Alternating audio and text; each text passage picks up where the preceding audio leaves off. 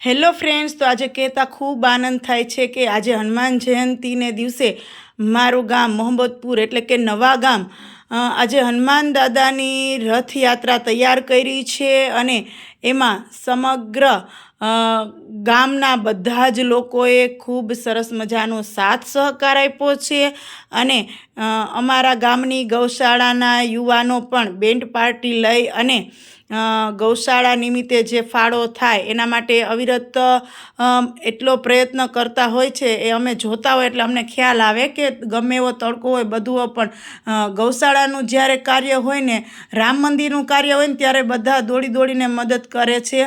અને આ અમારા ગામના બધા જ પુરુષો છે, ઘણા બધા છે, આગળ નીકળી ગયા છે અને ઘણા રવેડીમાં છે. તો જોવો તમે, આવું નાનું અમથું ગામ છે પણ અહીંયા ભગવાનને કેવા સરસ તૈયાર કર્યા છે, તમને માયનમ નહીં આવે. જો સરસ મજાના રામ, સીતા, લક્ષ્મણ ને હનુમાન અને બીજા નાના કેટલા બાળકોને તૈયાર કર્યા છે અને એ બધાને આ રથમાં બેસાડ્યા છે રથયાત્રા માટે. અને એ બધાને ભૂખ લાગી હોય ને, બિચારા ક્યારના બેઠા હોય તૈયાર થઈને, એટલે બધાને કેન્ડી ખવડાવે છે. જો કેવા એની મોજમાં છે. આવું દ્રશ્ય તો તમને ક્યારેય પૈસા દેતાય ના જોવા મળે. એટલું સરસ અમારા ગામના બધા જ લોકોનું ખૂબ સાથ સહકારથી આયોજન હોય છે અને બધા બહુ સરસ ફાળો પણ લખાવે છે. અને આ બાળકો તો જો, એમાંય હનુમાન દાદા તો જો, ભલે ને એ ગુલ્ફી ખાતા હોય પણ એમ થઈ જાય કે આહા, આમાં તો સાક્ષાત હનુમાન દાદા આવી ગયા હો. એટલે કહેવાનો મતલબ એમ છે કે ગામ ભલે નાનું છે પણ અહીંના પ્રસંગો બહુ મોટા મોટા છે હો. કાંઈ પણ ધાર્મિક તહેવાર હોય એટલે બહુ સરસ રીતે ઉજવણી થાય છે, કારણ કે અહીંનું યુવા મંડળ બહુ જાગૃત છે.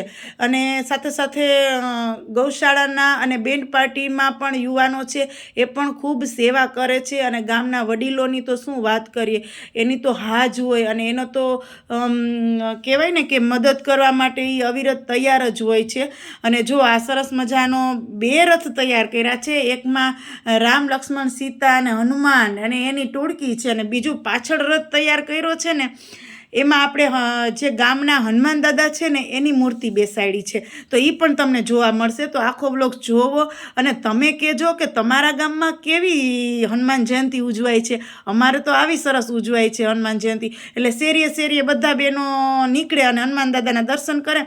સાથે સાથે બેન્ડ પાર્ટી હોય તો ગામના દાતાઓ પણ સરસ રીતે એમાં ફાળો કરવા માટે પૈસા ઉડાવે છે કે જેથી કરીને ગામમાં ફાળો થાય.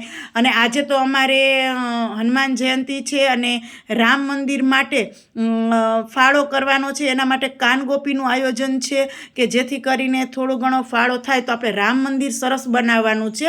એ માટે આજે કાનગોપી પણ સાંજે છે. અને જોવો આપણે આ રથ તારે ડ્રાઈવર કેમ બાકી એ કે હાલો હવે બધાએ કેન્ડી ખાઈ લીધી હોય તો રથને આગળ ધપાવીએ કે. એટલે જો બધા એવા આનંદમાં છે ને, બધા કેન્ડી ખાઈને બહુ મસ્ત મસ્ત રાજી થઈ ગયા. એટલે જો આ બધા જ બાળકો, અને જો આ બધા બાળકોને જમાડવામાં પણ આવે છે ગામમાં, અને સાથે સાથે સ્વયંસેવકોને પણ જમાડવામાં આવે છે. અને અહીંયા જેટલા લોકો દર્શન કરાવે છે ને બધાને મુઠ્ઠા ભરીને હનુમાન દાદાનો પ્રસાદ પણ દેવામાં આવે છે. તો અમારા ગામમાં હનુમાન જયંતી આવી સરસ ઉજવાય છે. તમારા ગામમાં કેવી ઉજવાય?